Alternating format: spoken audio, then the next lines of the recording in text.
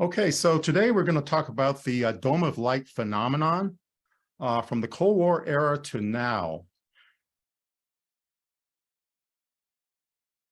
Now, this is very important. All statements of fact, opinion, and analysis expressed are those of the author, that's me, and do not reflect the official positions or views of the U.S. government. So what they're saying is that everything in my presentation, surprisingly, is unclassified, but of course the government will not endorse what is in the presentation. So there's a little bit of separation between what you will be seeing and what I'll be talking about and the government's official views. This is another summary of my career. As I stated before, I was in the Directorate of Science and Technology. I was hired into the Office of Signals Intelligence Operations, which became the Office of Technical Collection. And then I was in the Directorate of Intelligence, which is now called the Director of Analysis, and the Office of Scientific and Weapons Research, which later became the Weapons Intelligence, Nonproliferation, and Arms Control Center. It's now called the Weapons and Counterproliferation Mission Center. Now that's a lot of words, but the key takeaway is that these two offices, OSWR and WINPAC, which became the Weapons and Counterproliferation Mission Center, when I was in CIA, these were the offices that held the legacy UFO programs since the time of Roswell. So I was in the right place at the right time, so to speak. And I ended my career in the Office of the Director of National Intelligence and the National Counterproliferation Center. And counterproliferation is the prevention of and the spread of biological, nuclear, and chemical weapons. And it's now called the National Counterproliferation and Biosecurity Center. So basically, that is a brief summary of my career. I retired as a GS-15, which is equivalent to a U.S. Army bird colonel. We're going to cover three areas: U.S. intelligence community, because it's really important to understand how and why and who manages UFOs within the government. And it's a lot of acronyms, but I think I'll explain it in a way that you can understand. And then we're going to go a little bit into the Roswell era, including some history. And now we're going into the modern UAP era. And so those are the three parts that we'll be covering in today's talk. Now, 9/11 established that the intelligence community could not be managed by one person. And that one person was called the Director of Central Intelligence. This office, the DCI, was created in 1946 after World War II and continued through 2004. Now, this person managed the entire U.S. intelligence community, all the agencies and departments with intelligence components in the federal government, plus being the director of the Central Intelligence Agency. So not only did this person run the CIA, but also ran the entire intelligence community, including the CIA. So that was a lot on that plate. And after 9/11, it was determined that it was too much on one person's plate. So they created the Director of National Intelligence, which was established in 2005, and of course is still in operation today. Now, sometimes there's overlapping authorities between the Department of Defense and the Director of National Intelligence. And in US law, it's called Title 10 and Title 50. Title 10 refers to the armed services, the uniform armed services. So we have the Army, Navy, Air Force, and now we have the Marines under the Navy and Space Force under the Department of the Air Force. So that's Title 10.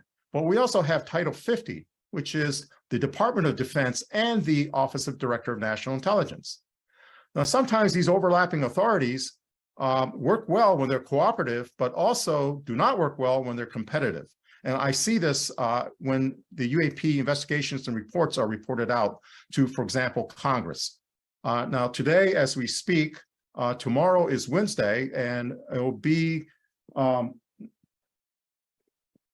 19th of April, and that will be when there will be a second in the modern UAP era hearing before Congress, before the Senate Armed Services Committee the Emerging Threats and Capabilities Subcommittee, which is chaired by Senator Gillibrand, Democrat of New York. And so the person speaking represents the Department of Defense and under Title 10, and some of it under Title 50. But if they were going to ask the ODNI to speak about it, then it'll be under Title 50 and it'll be a completely separate person. So all you're hearing tomorrow, it will be the DoD view of things, not necessarily the civilian intelligence community view of things. So that's why I mean by competitive and cooperative. So briefly, the ODNI has national centers. There's one for counterterrorism. I was in the National Counterproliferation Center, which then expanded into the National Counterproliferation and Biosecurity Center. And there's also the National Counterintelligence and Security Center. And those are the three big, huge components within the ODNI. And I believe there is now a cyber component to it. So there are 18 members of the intelligence community, but of the 18, 5 are the major big sisters of the intelligence community, and you know them well. Central Intelligence Agency, of course, was founded in 1947. It's called the agency. The National Security Agency is called the Fort, and we have the National Reconnaissance Office, and we actually call it Westfields because it's in the Westfields neighborhood or community of Chantilly, Virginia. And across the river in Anacostia, Maryland, we have the Defense Intelligence Agency, and we sometimes just call it bowling because it's that joint base bowling. And sometimes it's called the DIAC. And the most important of all 5 of these is the National Geospatial Intelligence Agency, or NGA, which was founded in 2003. We call it the Palace or the Crystal Palace. It has its roots during the Cold War as the National Photographic Interpretation Center. And in history, you know it as the folks who presented President Kennedy with the photographs of the evidence of Soviet nuclear missiles on Cuba. So they're the guys that actually does imagery analysis. And why is this so important to UAPs? Well, that's because the NGA is the agency responsible for imagery analysis of everything on the Earth and the space above the Earth. It is the agency most likely to have collected and analyzed all of this UAP data. And why? Because UAP phenomena tends to be visual, like lights and orbs and crafts in the sky, and they are responsible to analyze the data from the sensors that take pictures of the lights, orbs, and craft in the sky. So this is a very important agency that doesn't get talked about enough in the UFO community. 5 disciplines in the intelligence community.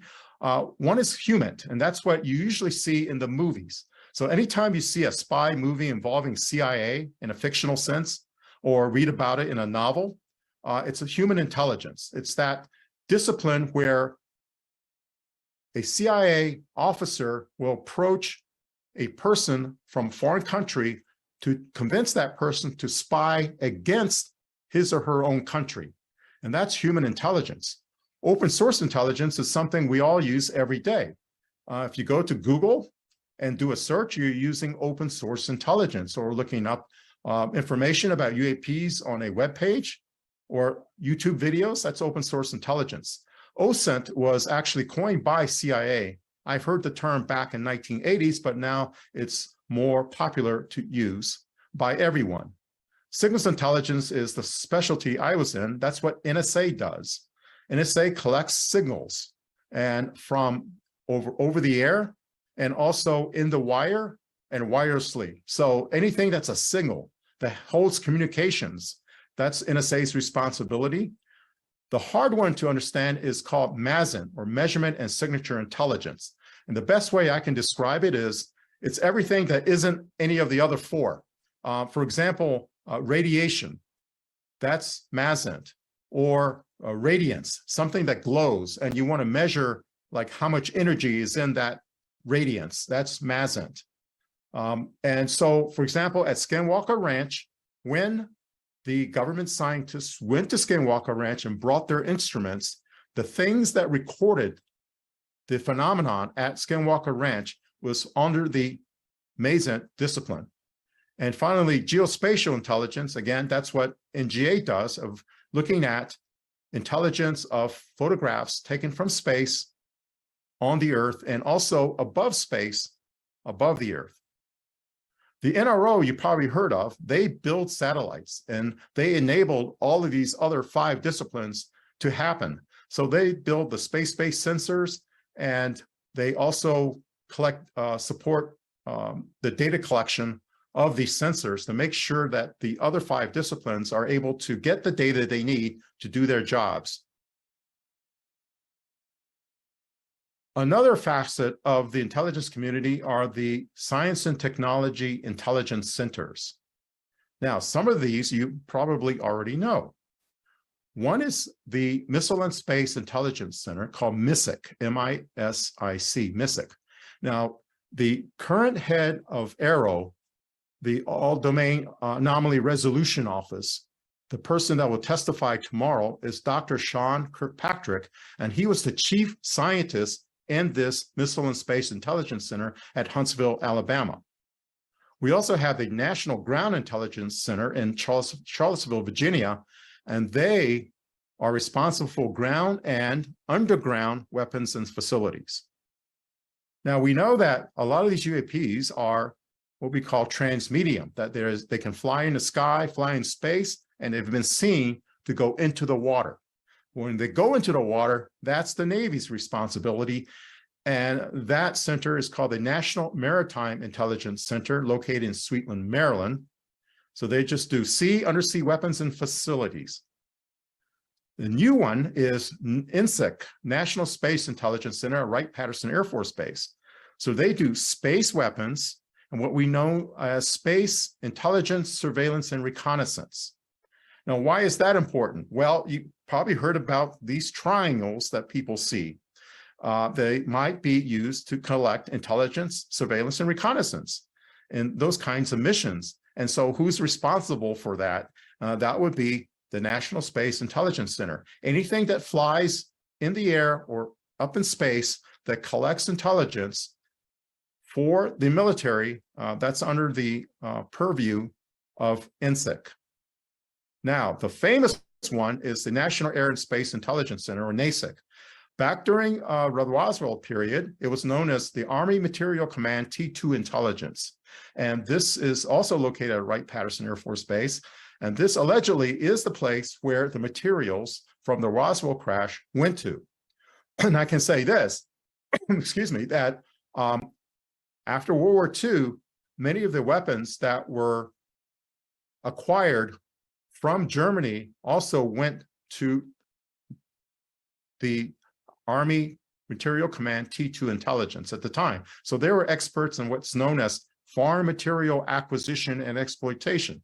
So if you have something strange and you don't know what it is, how it works, what it's made of, NASIC back in the day when it was T2 Intelligence got that material. During the classic UFO period of 51 to 61, it was called the Air Intelligence Center. Most people know it as the Foreign Technology Division, or FTD. That comes up in a lot of FOIA, and now it's NASIC. Now, here's where we get the division between Title 10, the Uniformed Services of the Pentagon, and Title 50, the Civilian Intelligence Community. And if you go down looking at this list, you'll see the same agencies, with one exception. The Central Intelligence Agency is an independent civilian agency. No one in the Pentagon controls the CIA, not the Secretary of Defense or anyone in the Pentagon. CIA is independent of the Pentagon. So when the CIA has the UFO portfolio, the legacy UFO portfolio, it can do it without any interference from the Pentagon. However, I would say this, that CIA may have reached out to the Pentagon for assistance and support. That is to say that the Air Force may have provided program executive office services to the CIA in managing this UFO portfolio. And the DoD side, these intelligence agencies are called combat support agencies. for the warfighter customers, whereas on the OD&I side, they're collection, analysis, and production agencies to support the policymakers in making their decisions. Now, you heard national security and national defense. People use those interchangeably, but from the inside, we know them to be very different. So national defense is warfighting. It's like military preparedness and training, fighting and winning wars. We're projecting power, global strike. We have alliances with foreign militaries, and we monitor threats and deter, disrupt, and mitigate those threats. And the IC side, it's much more extensive. Indications and warnings of imminent threats is probably the most important reason why the IC exists. And that is the reason that the IC was stood up after Pearl Harbor, because there was a surprise attack, and the indications and warning did not reach the policymakers in a timely fashion. And of course, you can argue that 9/11, those indications and warnings did not reach the policymakers in a timely fashion as well. There's also threats posed by state and non-state terrorism, WMD, technological surprise. Also, what do foreign governments think about things? What are their strategic plans, policies, and intentions? If you recall just from recently, the leaks of documents by this one individual in the Air National Guard, a lot of that information that he leaked contain our knowledge of foreign government plans, policies, and intentions, which is very, very, very sensitive, especially any intention to influence or manipulate global information by these governments. And some of the most important work we do is human trafficking. We keep track of like where these illicit types of networks are operating in order to shut them down. We also look at illicit financial transactions. Follow the money, and if you have wrongdoing, you will find it through following the money. We look at refugee flows, we look at climate change, we look at water resources, just everything to do with the earth, and nothing to do with like military or intelligence, but things related to the health of the earth. That's part of national security. So you might get the idea that the DoD, the Pentagon, is driven by a national defense viewpoint. So when they look at UAPs, they're wondering, are they weapons? Are they threats? And also, can this technology be exploited as a military advantage? Now let's look at the what ALSAP and ATIP stood for. The W in ALSAP stood for weapon, and the T in ATIP stood for threat. Now, threat doesn't imply that it's active hostile intent. It's more about technological surprise, indications and warning of possible hostile intent. So the threat posed by something. Once the threat is in action, well, it's more than a threat. It's like hostile intent. It's like the threat of bad weather, and then it rains. The threat of bad weather is far gone. It's already bad weather. So you can use that analogy to think of the word threat when you hear it bandied about by various members of the Department of Defense. So CIA is driven completely by a national security viewpoint. What and who are they? Where did they come from? Why are they here? And how do they work? To me, these are more important questions. Why are they here? Probably the most important of them all. You might have heard of a weird desk at CIA. And what the weird desk did was look into paranormal and metaphysical research. You can read it there, telekinesis, psychoenergetics, remote viewing, which you've heard of. But most importantly, the expansion of human consciousness and advancement of human potential. That was part of it as well. Now, if you heard about certain documents surfacing that talked about the gateway process at the Monroe Institute, and that this was held in the CIA archives. Well, this is part of the interest in expanding human consciousness and advancing human potential. Now, I worked in two of these offices you see listed. Let's go back to the Roswell era. There was once a Central Intelligence Group, and in 1947, it became the Central Intelligence Agency. Within it, there was the Office of Reports and Estimates, which existed between 46 and 49. And that was the office that had the UFO portfolio from Roswell. Inside that office was a scientific intelligence branch. Now, that branch was expanded in 1949 to be its own office called the Office of Scientific Intelligence. Now, you may have heard of Office of Scientific Intelligence if you're of a certain age and you watch television. There used to be a program called The $6 Million Man, starring the actor Lee Majors. And in this program, The $6 Million Man, he was constructed, that is, he was engineered, both human and mechanical parts, by this Office of Scientific Intelligence.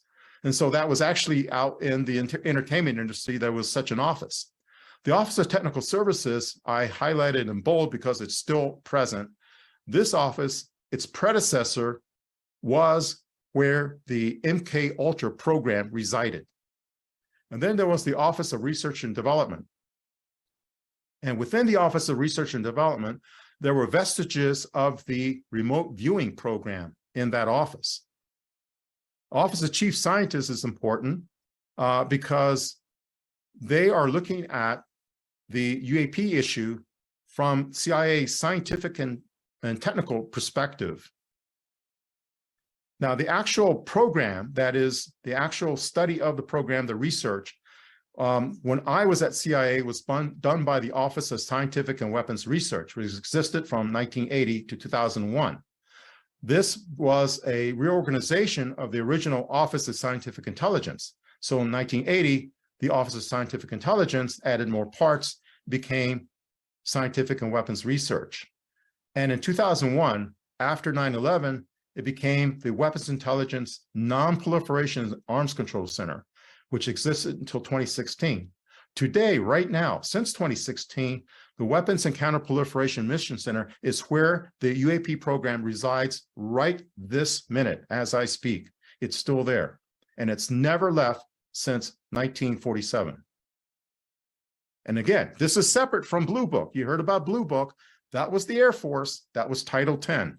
This is Title 50, the civilian intelligence community. We never stopped looking at the UFO UAP issue.